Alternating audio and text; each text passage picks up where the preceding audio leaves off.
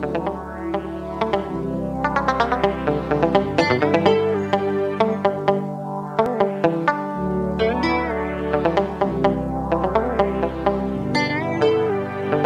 te dire ce que je ressens? Tes bienfaits sont...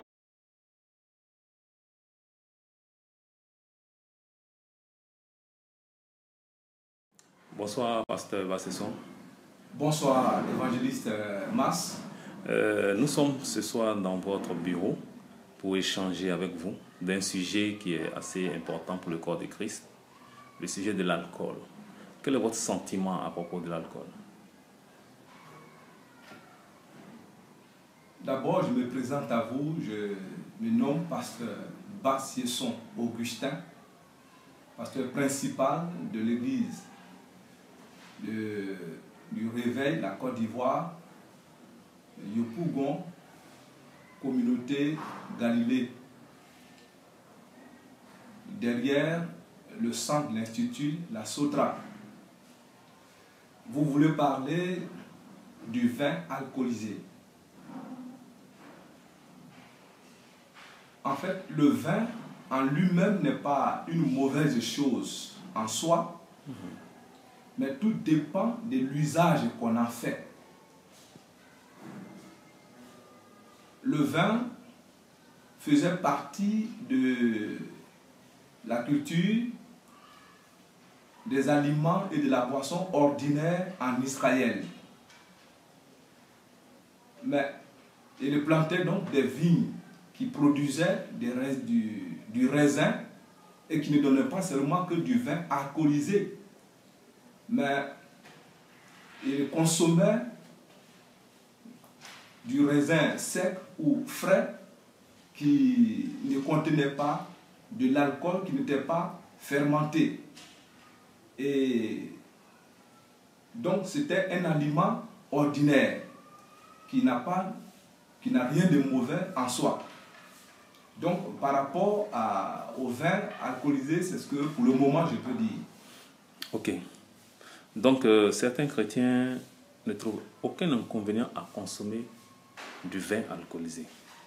Pour vous, consommer un verre, 2 verres de vin, 3 verres de vin, est-ce que c'est normal?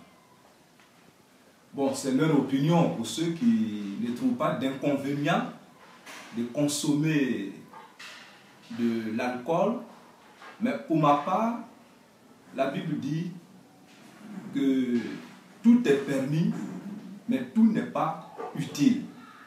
Et donc, on ne doit pas se laisser asservir par ce qui est inutile. Parlant du vin,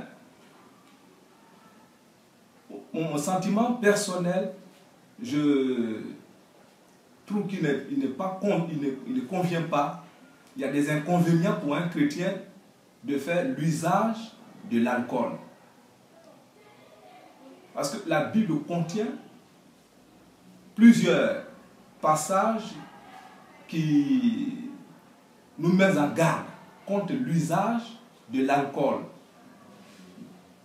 Quand bien même le vin n'est pas une chose mauvaise en soi, mais cependant, les Écritures contiennent de multiples passages qui nous mettent en garde des dangers de l'usage de l'alcool.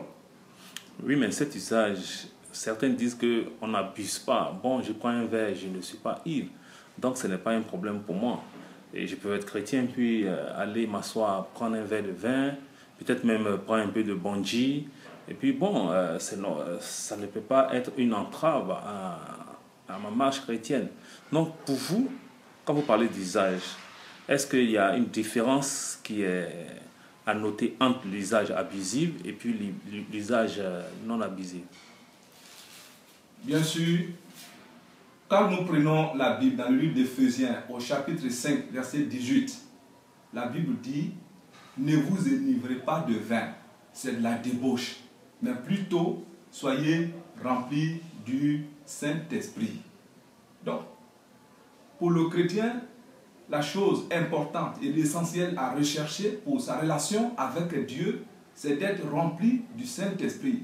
Et il a besoin d'être lucide pour apporter le message du royaume de Dieu au monde. Donc, dans ce sens, il est préférable pour le chrétien de se garder, de faire l'usage de l'alcool qui fait perdre de sens et le contrôle de soi. Mais pourtant, l'apôtre Paul l'a recommandé à Timothée. Parce qu'il avait des problèmes d'indigestion, il le lui a recommandé. Est-ce qu'on ne peut pas s'appuyer dessus pour dire que, bon, quelqu'un qui prend un peu d'alcool, médicalement, il peut en user puisque la médecine l'y autorise, quand bien il soit chrétien. C'est pourquoi je vous disais tout à l'heure que tout dépend de l'usage qu'on a fait. Le vin était un aliment ordinaire en Israël, au point que l'Église même est le symbole de la vigne et qui doit produire du fruit. Donc le vin était utilisé en Israël comme une thérapeutique. Vous vous rappelez bien, dans le livre de Luc chapitre 10, le bon samaritain qui a trouvé un individu qui a été agressé par des voleurs. La Bible dit qu'il a soigné à l'aide du vin et de l'huile. Il avait versé du vin et de l'huile sur ses plaies pour le guérir. Donc, ça a un aspect thérapeutique. Alors, donc, si c'est une recommandation d'un médecin à un chrétien pour une question de santé, ok, on ne peut pas aller contre. Mais le problème en Afrique, c'est la question du dosage, de la maîtrise. À vouloir prendre un verre, on prend 2, et puis 3, 4, 5, et finalement, on devient un ivrogne. Voilà là où il y a le danger. Et c'est pourquoi il est mieux de s'abstenir. Pour ma part. Même si on n'est pas excessif. Celui qui ne fait pas d'excès de vin, il peut en consommer un verre. Pendant qu'il mange, il prend un verre de vin. Et puis bon, ça passe, non? Qu'en pensez-vous? Il est en train de manger. Et puis bon, apportez-moi mon vin qui est dans le frigidaire. Il prend un verre. Et puis bon, il mange. Beaucoup s'appuient sur le fait que Paul a recommandé à Timothée de faire un peu d'usage du vin. Mais la question même reste à poser parce que lorsqu'on parle de vin, il s'agit aussi de quel type de vin, parce que ce n'est pas tout le vin aussi qui est fermenté. En Israël, le vin animait les fêtes, on l'utilisait pendant les fêtes, pendant les grandes cérémonies, et il était symbole de la joie. Jésus lui-même avait transformé de l'eau en vin dans les noces, aux noces de Canaan. Bon, la question qui se pose ici, est-ce que ce vin-là était du vin fermenté? Est-ce que c'était du vin alcoolisé? Combien de personnes, après cette cérémonie, qui s'étaient boxées, qui se sont brisés les pieds? Mais excusez-moi, pasteur, la remarque du maître de cérémonie, elle est assez illustrative, non? Quand il dit que on sait le bon vin, et puis après le mauvais vin, après qu'on se soit enivré, ça veut dire que quand on perd ses sens, on ne peut plus faire la distinction entre le bon vin et le mauvais vin. Mais là, lui, il a gardé le bon vin jusqu'à la fin de la cérémonie. Donc, ça veut dire qu'il y a des moments où le vin, son usage est excessif. Voilà. Et justement, c'est là aussi le mal. Le péché constitue dans l'excès, l'abus. D'ailleurs, l'abus, comme toute autre chose que Dieu a créé, sont bonnes. Donc, c'est pourquoi je disais que le vin en soi n'est pas une mauvaise chose, mais tout dépend de l'usage qu'on a fait. De même que tout ce que Dieu a créé est bon. Tout ce que Dieu a créé dans la nature est bon. Même le riz que nous consommons, le fait même d'en manger de façon excessive, l'abus même devient aussi un péché. Il en est de même du vin. Mais puisque le vin est contenant de l'alcool, on a souvent des difficultés pour maîtriser, il est mieux de s'abstenir. D'accord. Je vous remercie. Je voudrais maintenant revenir sur un point qui est assez important quand même. On trouve des églises qui, pendant la Sainte Seine, lorsqu'on sent le vin qu'ils servent, c'est du vin alcoolisé. Quel est votre sentiment? Pour cela, il n'y a pas de mal à prendre le vin pendant la Sainte Seine, d'utiliser du vin alcoolisé pendant la Sainte Seine. et même si c'est alcoolisé, c'est bien différent du vin qu'on prend dans les maquis ou alors seul pour le plaisir simplement de faire l'usage de l'alcool. Certainement, ce sont des habitudes qu'on a prises dans le monde, donc on n'est pas encore totalement défait qui entraîne à ce genre de passion. Mais pour ce qu'on prend de façon symbolique, lors d'une scène, je crois que ça ne peut pas avoir d'effet secondaire sur l'individu. Donc en cela, je crois que là, ça, je ne suis pas contre. D'accord. Mais moi, si je suis un ancien alcoolo, je suis alcoolique, je me donne au Seigneur, rien que l'idée même de flairer l'odeur de l'alcool, déjà, ça me met dans tous mes sens. Et je viens prendre ma première communion, m'a baptisé, tout ça. Et je sens déjà cet alcool. Est-ce que l'Église ne peut pas être considérée comme un sujet à tentation pour moi? Justement, pour me ramener dans mon ancien état. Justement, s'il y a ce genre de cas qu'on constate que ça va, que dans le cas où le vin devient un sujet de scandale ou d'achoppement qui va causer la perte de certains membres dans l'Église, dans ce cas, c'est pourquoi il serait mieux de ne pas l'utiliser. De ne pas l'utiliser ou juste essayer de le diluer. Voilà, de le diluer, donc comme certains le font dans les églises, donc de le diluer de sorte que ça puisse éviter bien des choses à certains frères qui sont faibles à la matière. D'accord. À propos de faiblesse en la matière d'alcool, est-ce que pour quelqu'un qui marche avec le Seigneur, est-ce qu'on peut voir l'alcool comme un obstacle à une bonne marche chrétienne? Il s'adonne de temps en temps, il est assis, quand il mange, il prend un verre de vin, il est avec des amis, je dis bon, il se sert juste un verre, il ne va pas au-delà, il dit non, je vais juste prendre un verre, on le connaissait en train de boire du vin, et puis on le retrouve encore, il est chrétien, et puis on retrouve encore sur sa table encore du vin. Est-ce que ça ne peut pas être un obstacle à une bonne marche chrétienne? Bien sûr. Le fait de déguster le vin, de l'alcool en tant que chrétien peut être un obstacle à notre marche chrétienne. Nous pouvons lire dans le livre de Romains, ici où Paul dit, Romains chapitre 14,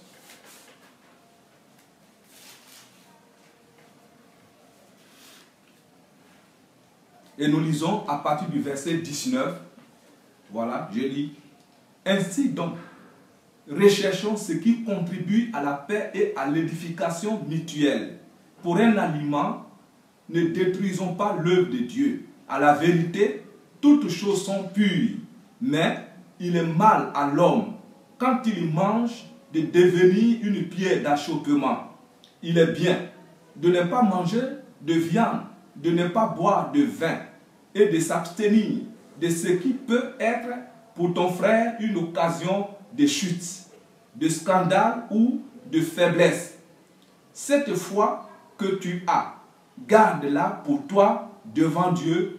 Heureux celui qui ne se condamne pas lui-même dans ce qu'il approuve. Ici, le texte biblique est clair. Certes, moi, je peux considérer le vin, je peux avoir la capacité de supporter l'alcool après avoir fait l'usage de 2, 3, 4 verres ou même d'une bouteille de vin. Ça peut ne pas avoir d'effet secondaire. Mais cependant, un autre frère, ça peut ne pas être le même cas qu'un autre frère.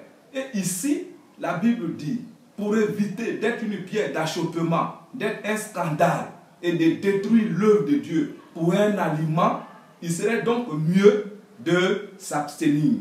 Donc de ne pas faire l'usage du vin par amour pour un autre frère qui n'a pas la même capacité que moi et qui n'a pas la même foi que moi. Dans ce sens, en tant que pasteur, moi je peux avoir la capacité de supporter l'alcool, de faire usage et puis, bon, il n'y a pas d'effet, je peux tenir. Mais cependant, en tant que pasteur, en faisant l'usage du vin, que ce soit chez moi, où j'ai la maîtrise pour ne prendre qu'un seul verre à table, un nouveau converti qui est un ancien alcoolique, comme vous l'avez si bien dit tout à l'heure, qui me voit en train de faire en train de boire un verre à table et moi je me limite à ça. Lui, partant de là, il va se dire que l'alcool donc n'est pas un péché, donc il n'y a pas d'interdit à faire l'usage de l'alcool. Et en voulant faire comme moi, lui, il va aller au-delà. Il n'a pas cette même maîtrise et devient un alcoolique.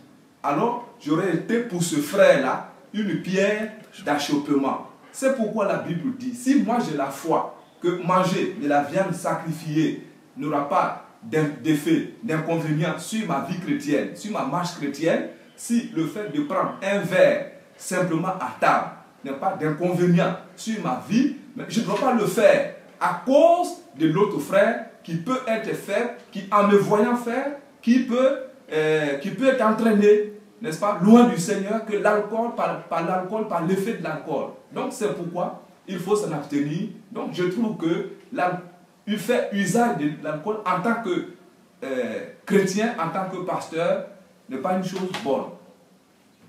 Ok. Je vous remercie. Vous Merci. allez donner un dernier mot à nos internautes, quelqu'un qui est un peu hésitant sur le pouvoir de l'alcool avec le chrétien. Quel est le message que vous pourrez lui adresser pour essayer un tant soit peu de le ramener sur une voie qui est la voie la plus sainte, c'est-à-dire la voie de l'évangile? Qu'est-ce que vous pourrez lui dire? Pour ma part, il serait bienséant pour un chrétien de s'abstenir de l'usage de l'alcool. Nous pouvons parler de la boisson forte. Certes, on dit souvent, on cite l'exemple de Paul à Timothée, qui recommande à Timothée de faire de faire l'usage d'un peu de vin à cause de sa santé.